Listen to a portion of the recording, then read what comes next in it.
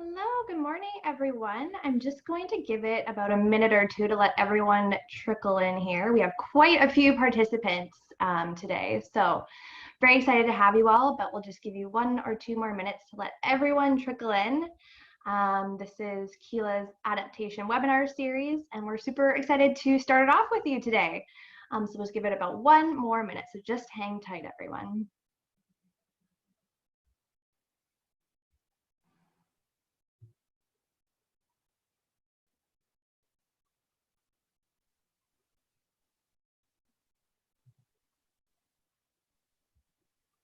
Thanks for joining us, everyone. We'll start in about 30 seconds, just waiting for the last people to kind of trickle in here. I know it's fairly early in the morning on the West Coast, so we'll let everyone grab their coffees and we'll just wait for the last few stragglers to come in. So just give us another 30 seconds or so before we begin.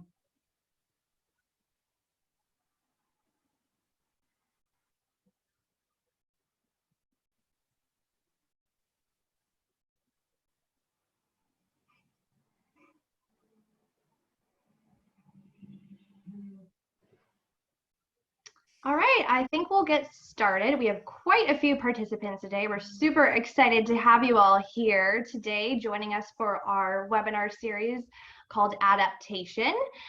We decided to pull together a webinar series, dedicated to helping you get through these really difficult and challenging times by giving you practical tools needed to not only survive, but also to help you thrive in the months ahead. And we've done this by partnering with experts in the field. Today's webinar is the first of 12 webinars in our series, and we are super excited to start it off today with you all. But before we do, I just want to go over a couple housekeeping details with you all. So first, this session will be about an hour in length, including about a 10 to 15 minute Q&A session at the end. It's going to be a really engaging session, so please feel free to pop in any questions that you have throughout the presentation, and you can do that in the chat box or the question box below. And then also, all the sessions will be recorded, and you will receive the recording along with the slide deck by the end of this week. So don't worry if you miss anything, you'll receive everything later on. All right, and with that, I'd like to introduce and extend a very warm welcome to a speaker we are very excited to have join us here today. We have Kyle Empringham, who is the co-founder of the Starfish Canada, and the title of his session today is How Integrating Storytelling into Your Organization Drives Happiness and also Revenue Too. All right, Kyle, thanks so much for joining us today. I will pass it off to you now and let you take it from here. Wonderful, thank you. Okay, can you see my screen okay? We can absolutely. Awesome, thank you. Looks great. Thank you. Okay, so I want to naturally start off a webinar on storytelling with a story. And so what you're looking at, this is a little meta, but actually this is me telling a story. This is me in January of this year. I got invited to a storytelling series that happens here in Victoria, British Columbia, Canada. And I was really excited to tell my story. I got to the venue early. I was actually one of the only people there when I got there. That's how early I actually was. I was scouting the place, all the empty seats in the stage, getting myself feeling good and acquainted with the story I was about to tell. And so everyone started trickling in, and eventually we got around to doing a microphone check. And so they said, Kyle, you're going to be the first story. So if you want to go up there, and if you can just say a few lines of your story that you prepared, that would be great. So I step up to that microphone, and the lights are on me, and I actually can't see anything because the lights are so bright. If anyone's been on that stage, you know exactly that feeling. And I didn't know what to say. I had prepared this story, and I was just doing a simple microphone check. There were like 10 people in the room, and I did not know what my story was anymore. And I blanked. And I started saying things like, right, I don't remember. And the tech guy was like, well, they're just the first few lines of your story. And I was like, yeah, I know what I'm supposed to do. I don't remember. And he's like, well, you know what? We're just checking microphone levels anyway. So you're good. It's fine. And so I walked off the stage way more nervous than I was before. Did I not know what the story I was about to tell? And so it made me, I went and sat down and I ran through it again and again. And each time I went through it, I actually tripped up on it. I couldn't remember what to say, when to say things. I started getting even more nervous. And then, so of course, then they opened the doors. And so now the audience is coming in and there's 200 people in seats. And then I blink and there's someone on stage who's actually introducing me to the audience. And so I start walking up on stage. And as I was doing it, I was like, you know what? I'm telling a true story. It's a story that I have lived experience in. Maybe I just need to not be so hard on myself. Maybe I need to just be okay with how the story shakes out. And so I got up on stage, knowing there's lots of people there, but it's still not being able to see anyone because of the bright lights. And the second I opened my mouth, my story just came out. I gave myself permission to not tell a perfect story, to tell a story that had holes in it and things I would fill. And because I gave myself permission to do that, I was able to have a story that I feel proud about telling, and a story that I think resonated with the audience too. I'm Kyle Empringham. I'm the co-founder of the Starfish Canada, and I thank you so much for being with us here today. One of the first things I want to do is acknowledge that I'm on the unceded territories of the Lekwungen-speaking peoples, also known as the Songhees and the Esquimalt First Nations. And I know people are coming from us from near and far, and I think one of the most important things we can do as on a step towards reconciliation is at least honor and understand the lands that we're on. There are many tools online that can help you understand the territory that you may be residing on. So as I said, I'm here with the Starfish Canada. I'm the co-founder, and it's a 10-year-old nonprofit that turned into a charity actually last year, which we're very excited about. I'm going to tell you some stories from that, and I'm going to tell you stories from other things in life that I've done. As much as I love the Starfish Canada, I wish it paid the bills. It currently doesn't, and so I'm also an account manager with Thought Exchange. An account manager is technically a sales-oriented role, which for people who know me, that's kind of hilarious. I don't actually have much sales training, but I'm willing to impart the things that I know. You'll hear some examples from Thought Exchange in this as well. And lastly, over the last year, I've also co-managed some political campaigns as well with local groups, one of them being Together Victoria. And so putting all that together, they're all separate experiences that we've had. And so know that, you know, with one of those things being a charity that I run, each of those things are separate in themselves. And as a disclaimer, I want to say that the things that I do with the Starfish Canada don't have necessary affiliation with the other two things you see on the screen there as well.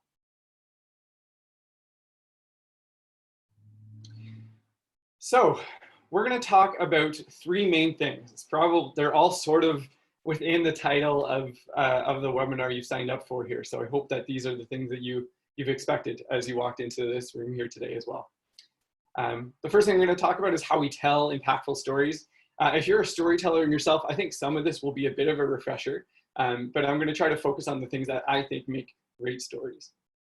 And of course, what we're going to do is talk about the impact of storytelling on both your fundraising efforts and your organization's culture. And I'm going to glance over the idea of the fundraising efforts, and it's going to go a bit quicker so we can get into the culture pieces, and I think you'll see why by the end of the presentation here as well. Okay, let's dive right in. Many of you probably know something about a story arc. If you are a storyteller in any way, shape, or form, or you've watched a movie, or you've read a book, I'm sure you've experienced at least the story arc, if not had it explained to you in some way, shape, or form. And so this is a very basic version of what a story arc looks like. And so in a lot of stories, you do a setup, there's something that happens, and things start getting a little bit progressively going towards something that is what we call the climax. And then there's some sort of resolution, success, failure, something in between. And then you sort of actually have a movement towards like the perfect or final resolution within the story. And as you know, through modern entertainment, this doesn't always look exactly this way. That this is the basics of a story arc, and sometimes we take the creative liberties to make things, the climax, bigger or smaller, or have multiple climaxes, or resolve things in a different way that's maybe even uncertain. There's always cliffhangers that you've probably seen in a good television show that always makes you want to watch the next episode. And one thing I definitely want to stress is that not everything is usually equal in a story arc. In this example that I have here, you can tell that the lines are pretty equally spaced apart. In many story arcs, that isn't exactly the way it goes. The thing I'm going to talk about most right now is about the setup. And the reason why I think that's probably one of the most important parts of it is that's the thing that brings people in. As change makers, and in a space where you're often competing for attention, whether that's online or through other mediums, the way you set up the story can have a huge impact on whether people stay for the story. And so I want to stress that piece of it. And I think one of the best ways to stress what a good setup looks like is I'm just going to show you what a setup looks like. I'll explain that this is an event that happened last week. The Starfish Canada put on a storytelling event series. We have our top 25 environmentalists under 25, which every year we award 25 people with this award, and we give them spaces to tell their stories. We try to amplify the great work that they're doing and provide resourcing and guidance and mentorship as we can. The story you're about to hear is from one of our winners this year. Her name's Allison Gu. And we gave her some light coaching on what it means to tell a good story, and we tried to accentuate the setup with her specific story. So I'm going to press play here, and it's about a minute long, and I'm listen for the setup that she gives in her story. Thank you. Before I start, I want to acknowledge that I am on unceded Tsleil-Waututh, Musqueam, and Squamish land currently as well. But yeah, I'll just get into it. So in 2017, a friend and I were on this big bike trip, and we found ourselves cycling through this very small town in Manitoba called St. Lazare. And we stopped here because we had completely run out of food and we needed groceries, and the next town was at least another 3-hour bike ride away. Unfortunately, the town only had one grocery store, and it was closed. So we headed into the only one open restaurant there was, and we had some early brunch, lunch kind of thing. It was your typical cozy family-owned diner. We could see the cook, who was also the owner, frying up our eggs after his daughter took our order. And the furniture didn't match, but in the way that it feels like it all matches because it doesn't match. Does that make sense? And while we were waiting for our food, this man turns to us and he goes, "What, you two biking across Canada or something?"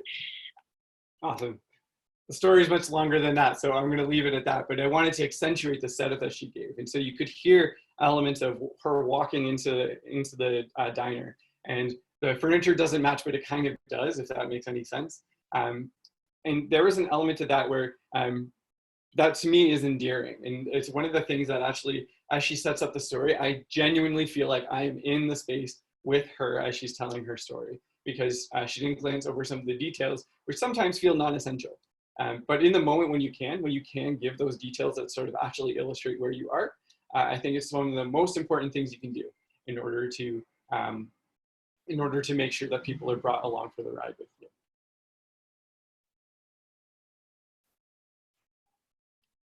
All right, I put a scary word on a slide: vulnerability. And so one of the other things I think is really great, whether it's a part of the, and I think this is innately a part of setup, will translate throughout the entirety of a good story, is when you show vulnerability. I think that sometimes in change-making spaces, we often do a really good job of telling a story that is very aligned with our mission. I think that's great. But the thing is that we're all people, and people connect with people.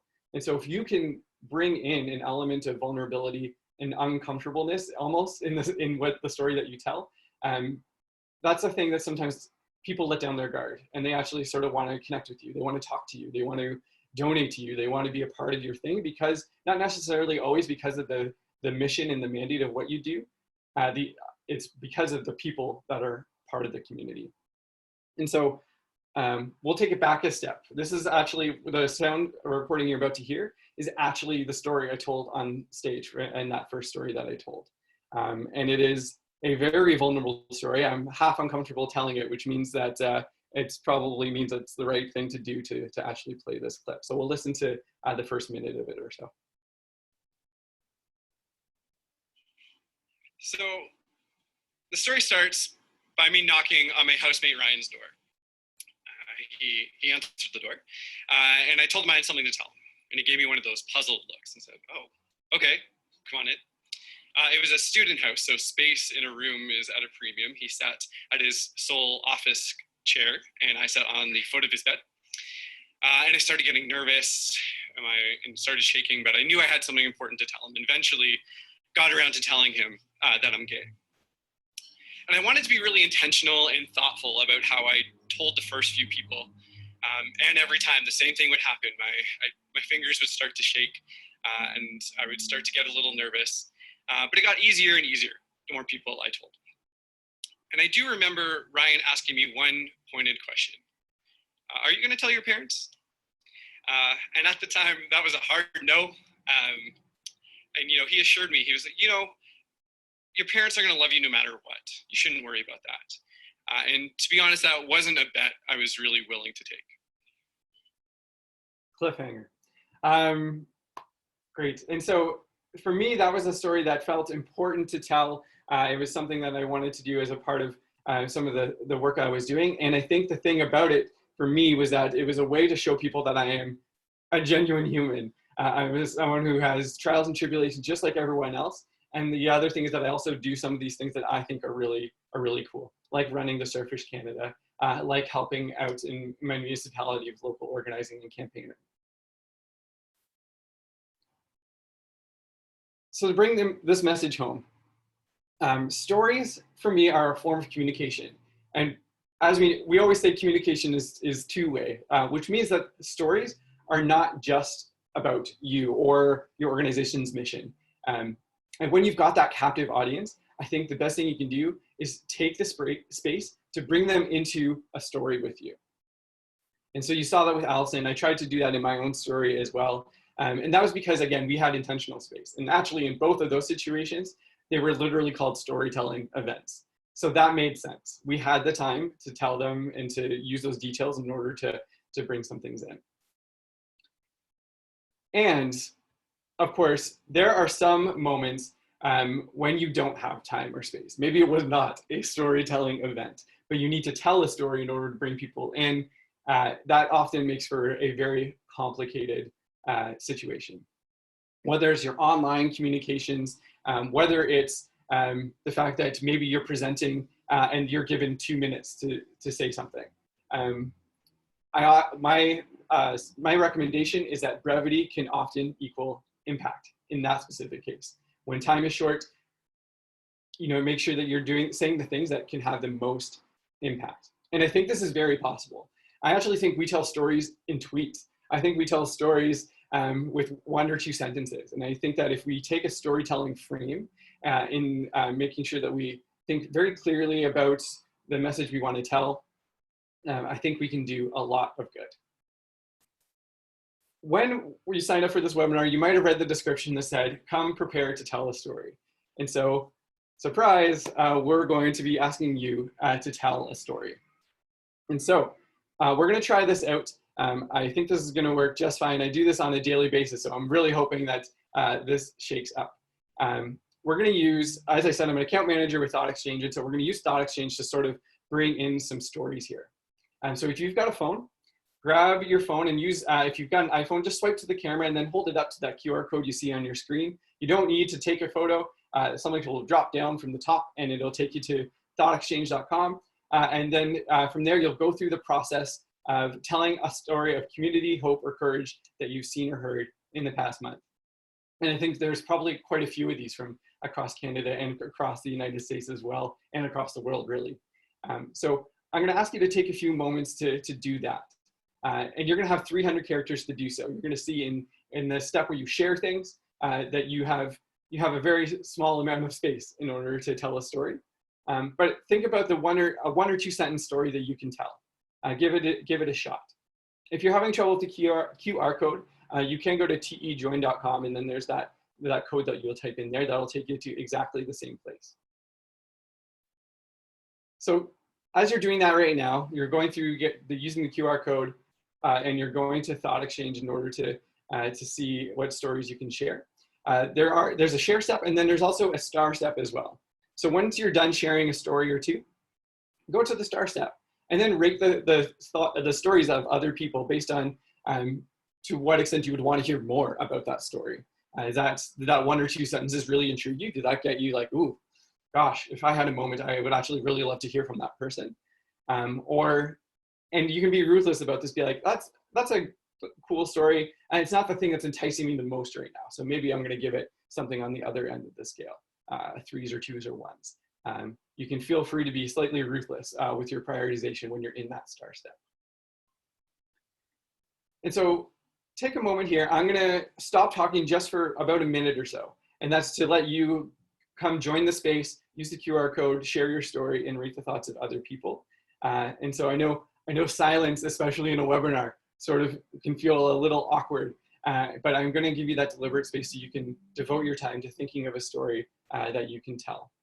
And also know that we won't ask you to share no one's going to have to come off mute and share more about your story right now. We just want to collect some great stories, and we can share these out as they're written to the group afterwards as well. So again, I'm going to stop talking for about a minute to let you participate in this conversation.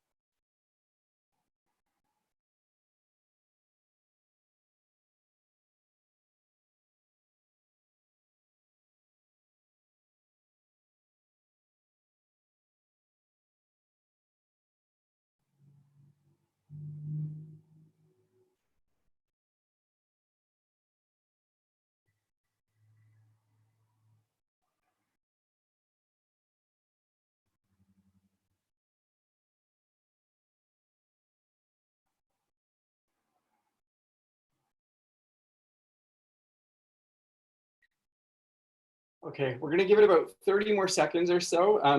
And please make sure that you've submitted a little story if you can, and then head into the star step and rate all the thoughts that you can in the next 30 seconds or so.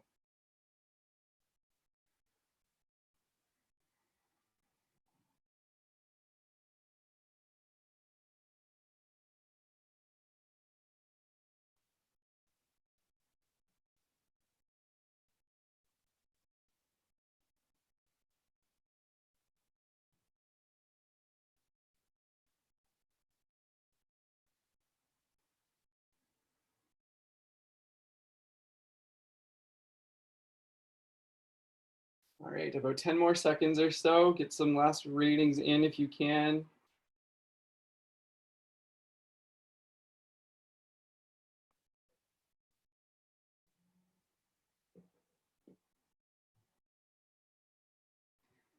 Okay, fantastic. We'll keep it open. So if you're still typing, feel free to keep typing.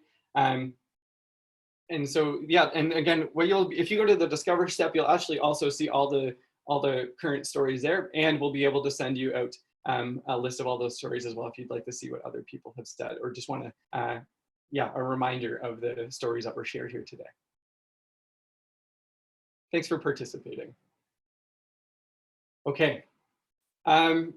The next thing I want to say, and this one is probably a little controversial, but I hope I can explain myself well. And if we need to have a discussion about it afterwards, I'm certainly happy to do so.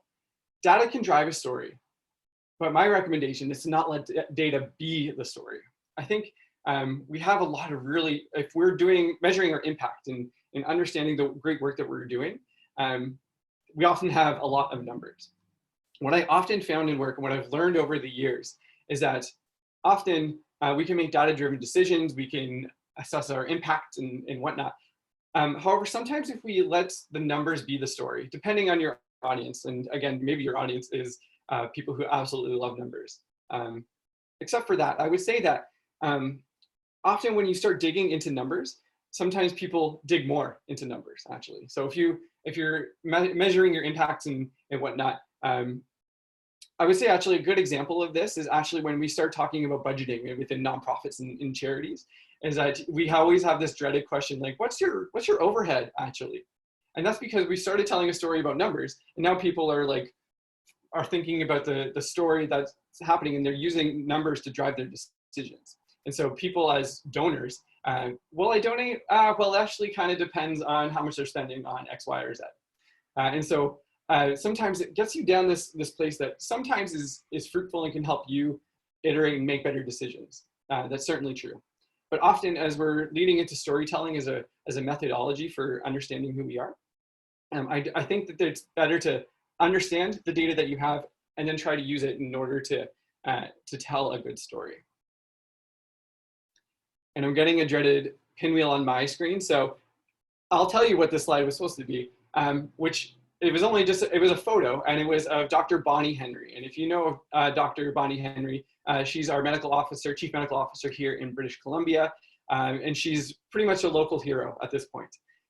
She's been doing our press releases every day with a few other ministers, and she's been the one announcing the number of cases that are related to COVID-19, the number of deaths, number of outbreaks, all that sort of stuff. And so if you've ever watched one of her press releases, first off, I would just recommend that you do. I think she's a really great example of leading with clarity and kindness all at the same time. She does announce the numbers, and that's actually what sort of gets reported. But if you watch her press releases, she's not just reporting numbers. Actually, she's talking about anything related to COVID-19, and she's trying to do her best to tell stories that will help people feel hope and optimism in an anxious and tense time. She'll talk to you about getting outside and accessing nature. She talks about the potential of reopening parks and reopening other businesses and whatnot. A lot of that is not really within the medical wheelhouse of the things that she probably even went to school for. But she's doing it because there's an important story to tell. And she's trying to use elements of things that aren't just about numbers in order to give a whole and clear picture of things. And so if you're looking for inspiration on how to let data not be a story, I think that right now, Dr. Bonnie Henry specifically is doing a really great job of that. Of course, numbers are reported in the media. I know that that's a part of the story that they're taking. But if you listen to the entirety of what she says, I think you'll find a lot of really great and rich pieces in there. Okay, well, first off, I'm glad the pinwheel on my end stopped. And secondly, we're gonna now go to impactful storytelling and what it can do for fundraising efforts. One thing I wanna say here is that fundraising is certainly about dollars and cents. Also, it is about resources. Money is one of those resources, and time is certainly another. And so I think a lot of similar principles will apply here. And so I'll start off by telling you a story about a story, as I've been doing this whole time, I feel. This is an email from Together Victoria.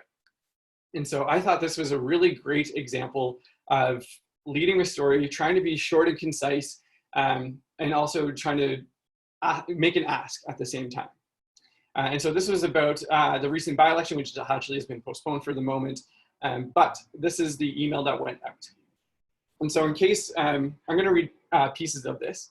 The email subject was, I probably wouldn't have voted, but now that I've talked to you, I definitely will. I think that's a very intriguing headline in itself. On Tuesday night, I was door knocking in Victoria West. I knocked on the front door of a newish looking house. When Amy answered the door, as we chatted for a while, I saw a bunch of toys piled near the front door. we talked about Stephanie, who's the candidate, her plans to build more affordable housing and support the creation of 1,500 more childcare spaces. When I asked if they were planning to vote, they said, I probably wouldn't have voted, but now that I've talked to you, I definitely will. And that, Kyle, is why we need you to come door knocking, and et cetera, et cetera.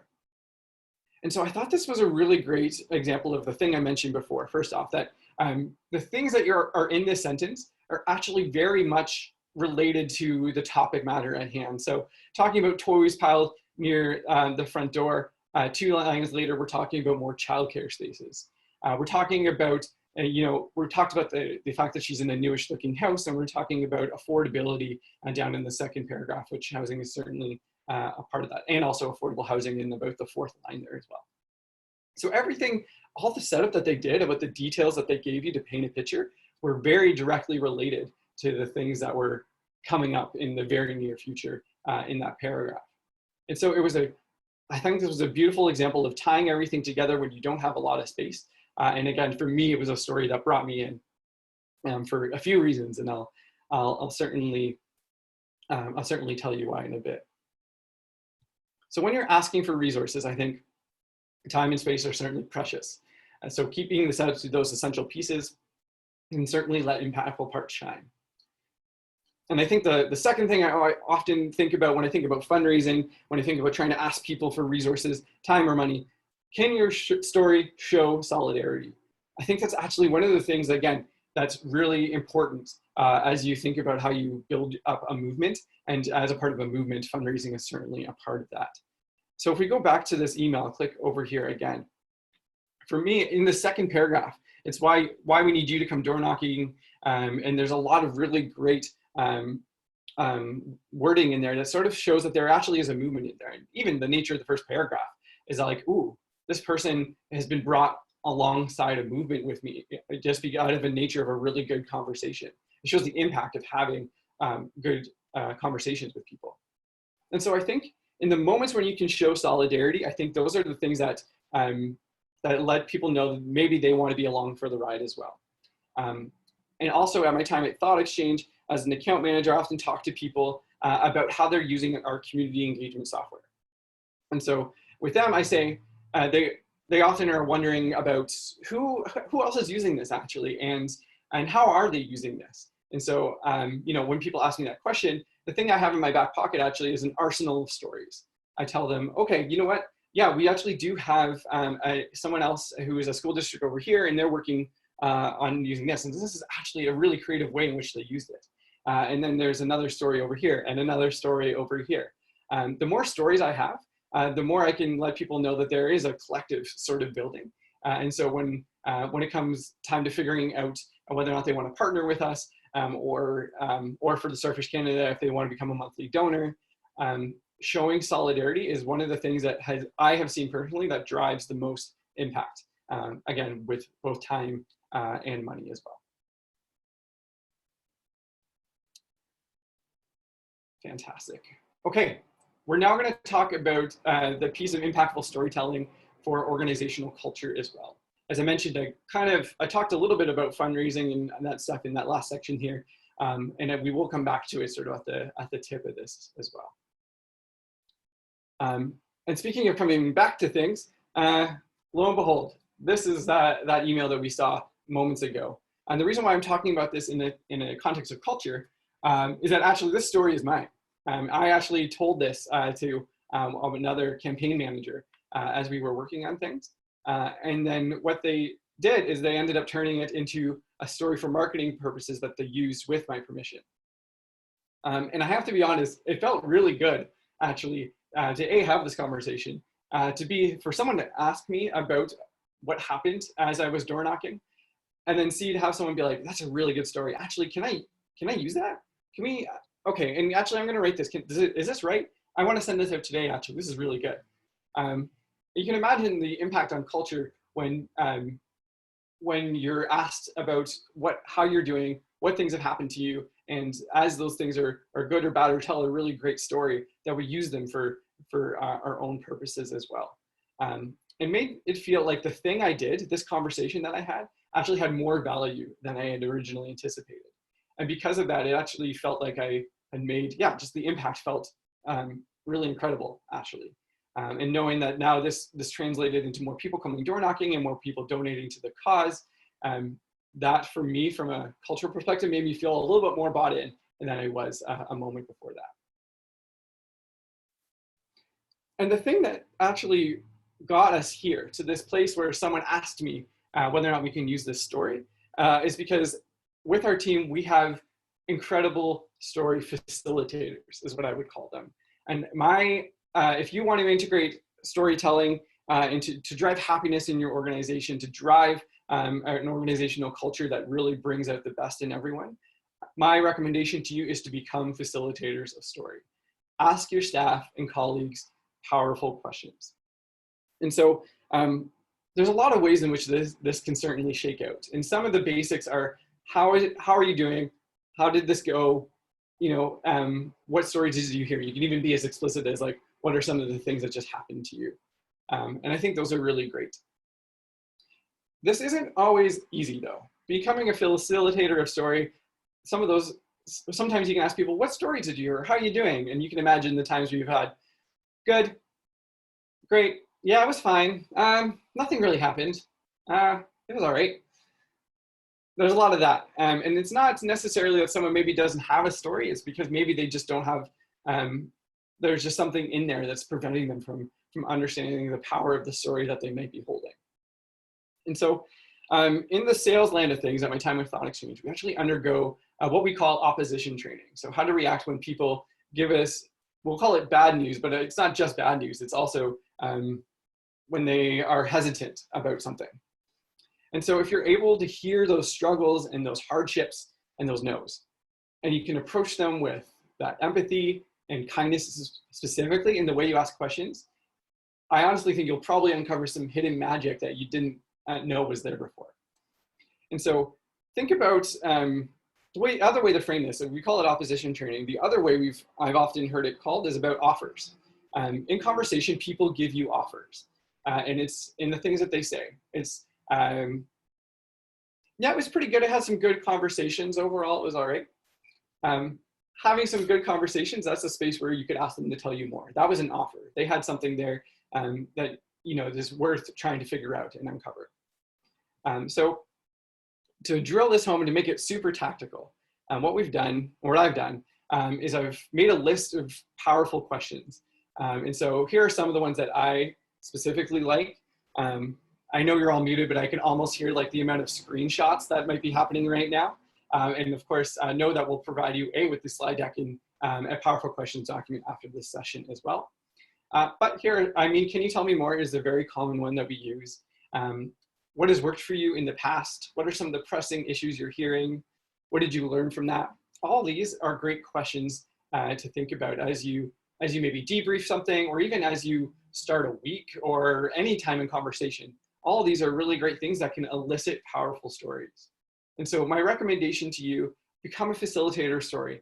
Think about the powerful questions and put on your storytelling cap or magical hat on.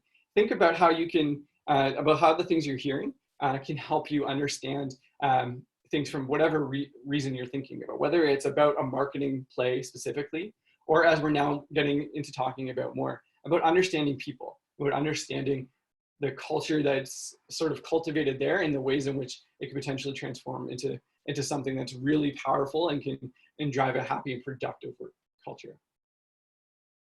Two things I would recommend here. One, of course, Brene Brown, as many of us know, often has a really great way of understanding powerful questions. If you haven't read any of her work, there are many, she has many books that actually I would recommend any of them really about understanding exactly how you can dig into powerful questions.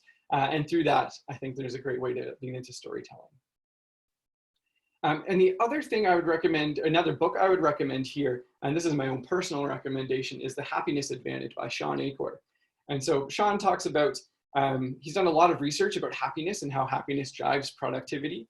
In that book, it's a very digestible read, talks about a lot of why a positive outset actually drives success, and it's not necessarily the other way around. And so thinking about how to frame things positively and sometimes how to dig for those positive stories, I think is a really great methodology for understanding how to how to potentially work together with the team.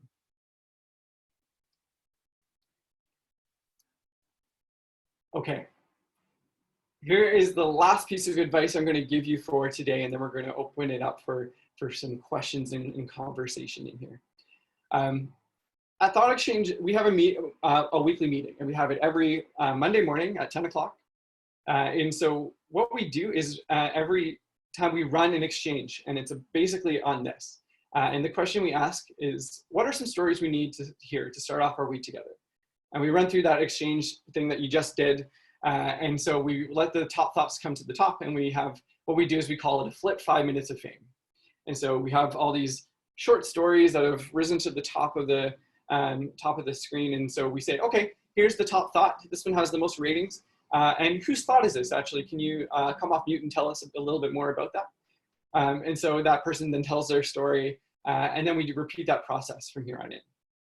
And because we've gotten into the habit of telling stories, we have such a great understanding of who we are as people, what things are going on, how we can actually approach the week together. It's a genuine check-in to help understand where people are at.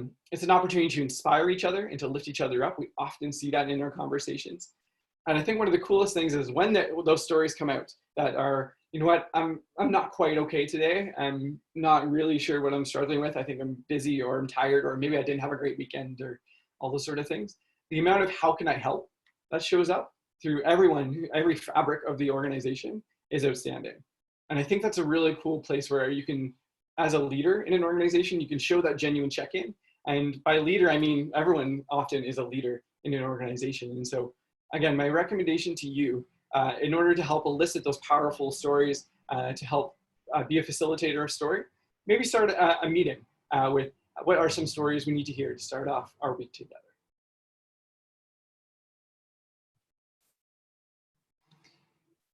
Okay, so at Thought Exchange, we listen to each other's stories, and we do it weekly, if not more.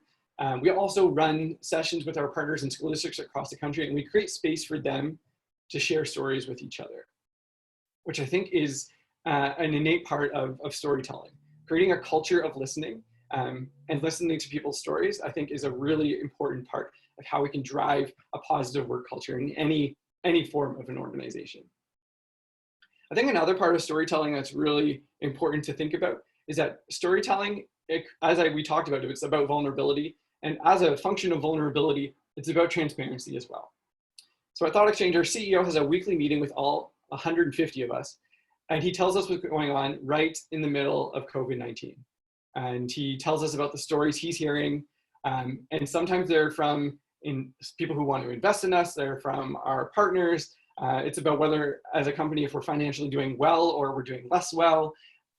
It's vulnerable. Really what it does is what we find is we often then ask people how they're feeling or thinking. And instead of this fear-based reaction, we've now driven into a culture of, okay, awesome.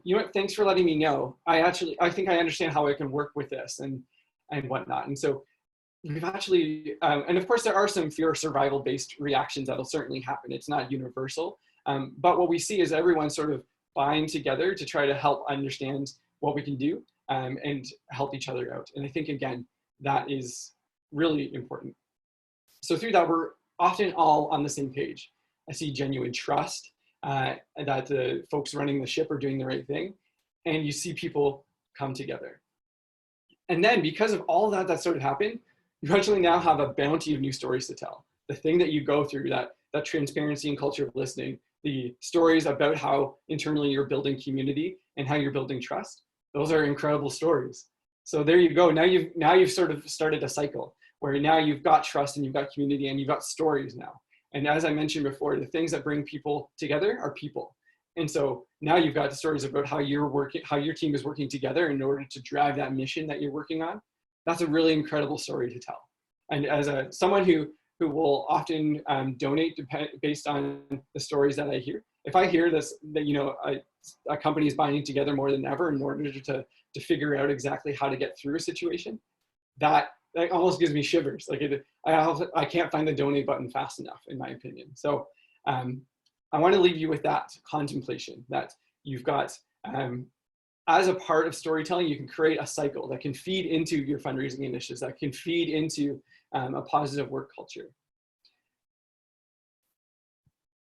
And so I want to leave with two offers for you. It's two things that I think, first off, they're both free. So I hope that feels okay and doesn't hurt the bank. Ways to tell your story. If you're a group that does any form of environmental work and hope and optimism, or wants to tell a positive story, you can head to our website, starfish.ca/connect, and feel free to fill out that form and tell us a bit about your story. And we're always looking for things to write about. We actually have an online journal where we publish articles that get syndicated across other media outlets. So please do feel free to type in a quick story. It can even be the 2-sentence one that you gave us before, or something else that's on your mind. And the last thing I'll say, and I swear this isn't a sales pitch, but it's probably going to start sounding like one. Thought Exchange, it's free right now to use for COVID-19 conversations. That thing you just use to tell a story. If you want to have a conversation internally or with your community about how we're moving into a new normal, or if you're working from home and how remote working is going, or anything of that sort, you can click on that link and that'll take you to a place where you can access Thought Exchange, and there are no strings attached. You don't need to input a credit card, none of that sort. And so know that it is genuinely free. I want to thank you for listening. My Twitter handle has been in the bottom right-hand corner the whole time. The Starfish Canada's social media handles are all at the Starfish CA. And again, thank you for your time, and I'm really excited to continue the conversation through Q&A. Awesome. Well, thank you so much, Kyle. That was really amazing. And I love that section there in the middle where we were all able to participate. That was really fun. So thank you for that.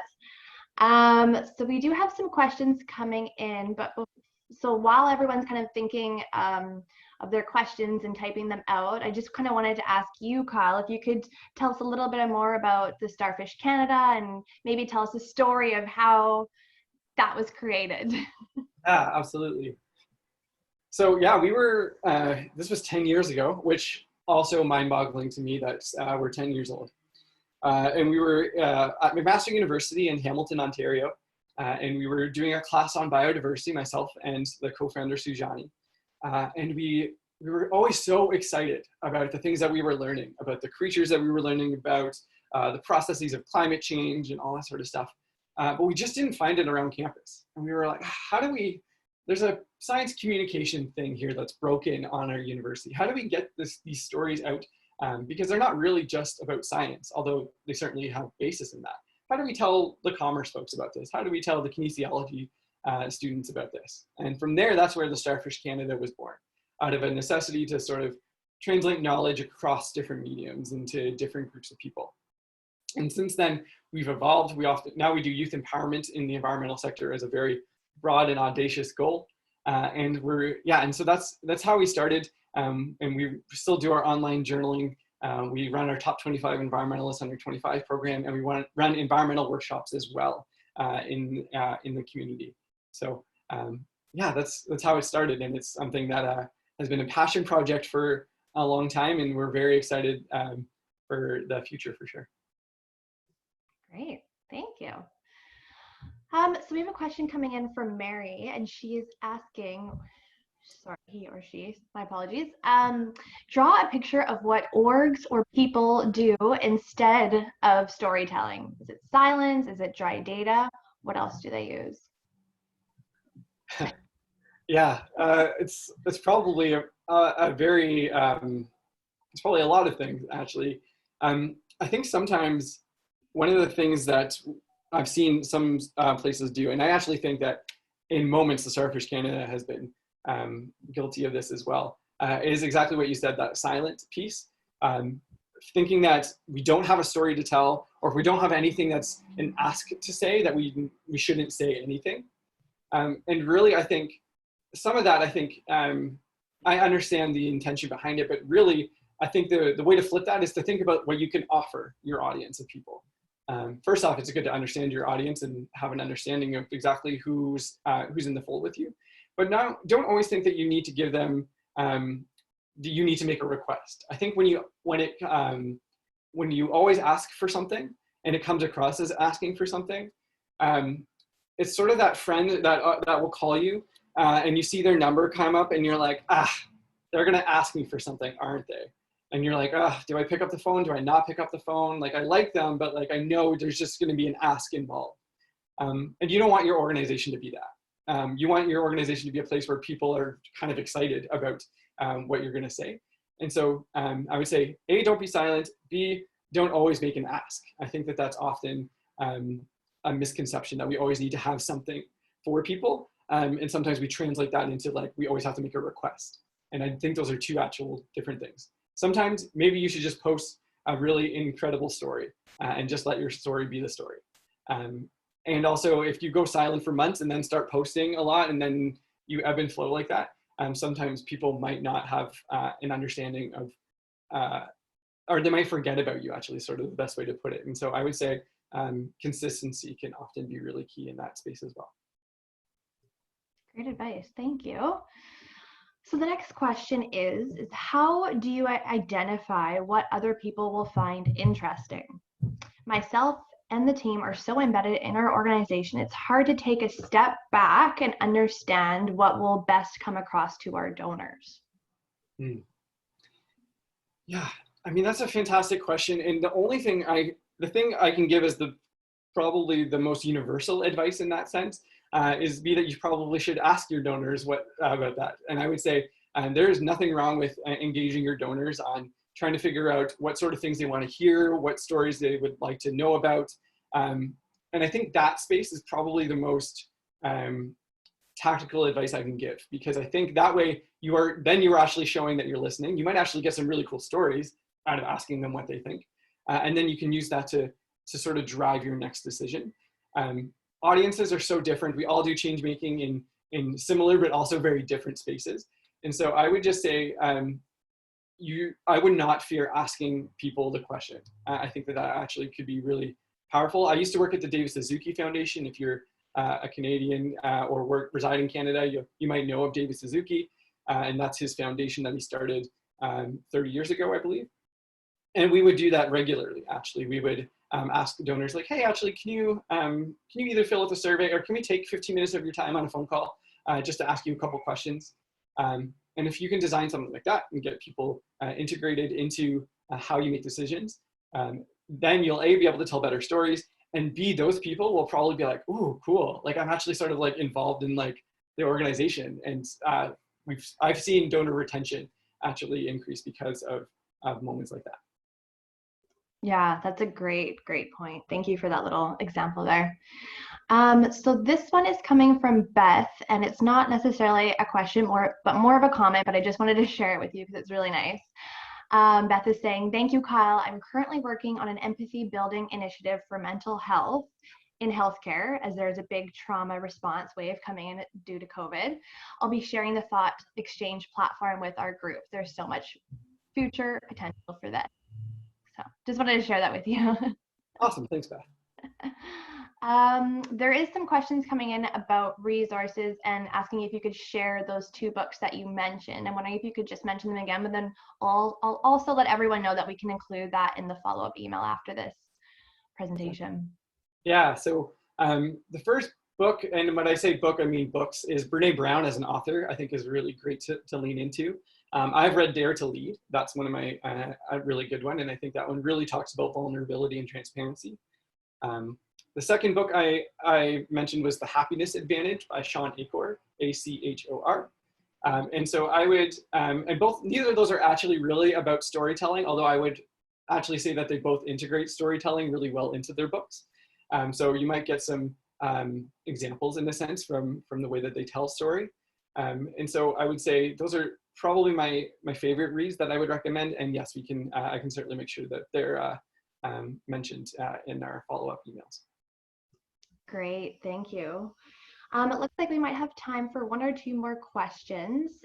This one's coming from Anisha, and they're saying, we're trying to do a better job at sharing stories of our alumni, so younger entrepreneurs, on social and exploring some ways, either blogs, Instagram takeovers, videos, etc. How do we do this efficiently without social media staff on our end and time conscious for the alumni, and making sure that the stories still come across as fun and genuine?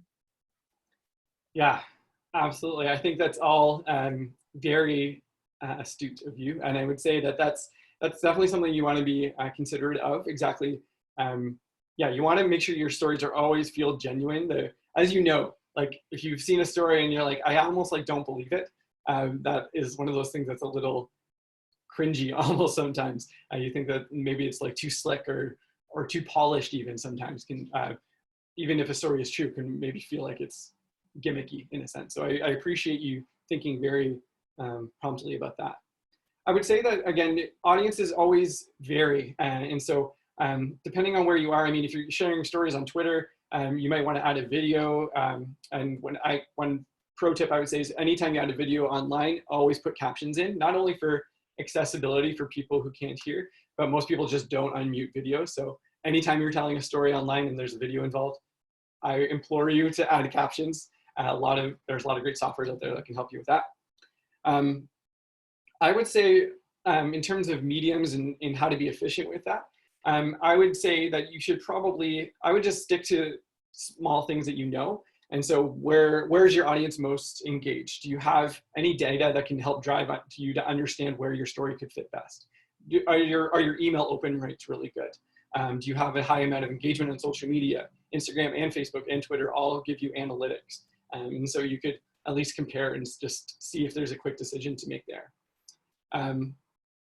The unfortunate part about efficiency, which I know this next comment is sort of on the flip side of that, is that a well-integrated storytelling initiative often integrates multiple platforms. So what we do often on any campaign I've worked on, even with the Starfish Canada, is I often try to launch everything on as many platforms as I can. And the reason is because people might read an email and then they might go to your social media the next day, and then they might go to your Instagram. And if they see the similar thing all over the place, then they're more likely to be engaged or like be reminded of things. There's a lot of, this is slightly anecdotal. I know it's rooted in evidence, but I just don't know the evidence in itself. But most people need to see things way more than once in order to decide to donate or to take action or anything of that accord, or even to like engage. And so know that often if you think, well, maybe I'll just make this an Instagram campaign, chances are you're probably missing out on some of the other pieces that might actually get people to take action. So I know that's not efficient. I would use something like Hootsuite if you're on social media to hopefully be able to send things out a little bit more efficiently. But I would recommend, depending on your goal, to think robustly about where you can send that message. Great. Well, thanks, Kyle. I think we'll leave it there. I don't see any more questions coming in, but if anything does pop up, we will be sending up a follow-up email after this. And so please feel free to pop any questions in there. With that, I'm just going to share my screen quickly.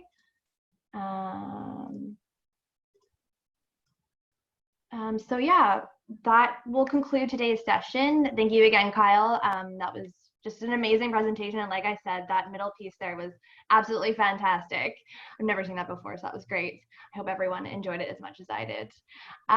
Before we sign off, I just want to remind you that our next session for the adaptation webinar series will be next Tuesday, May 12th at 9:30 a.m. PST or at 12:30 p.m. EST. This session will be led by the founder and the principal of Do Big Good, Mary Joyce, and she'll be presenting her session that is titled Impact Cascades, the Adaptive Approach to Evaluation. And if you haven't signed up for that, we've posted it in the comments section, I believe. So please feel free to click on that link to sign up. Like I said, you will receive the slides and recording in a follow-up email, hopefully by the end of this week. And again, thank you so much, Kyle. I don't know if you had any last words that you wanted to say before we sign off here, but thank you so much again. No, thanks so much, everyone, for listening. Really great to connect with you all. And I hope all of your storytelling initiatives are going well. Perfect. Thank you, everyone, and we will see you all next week.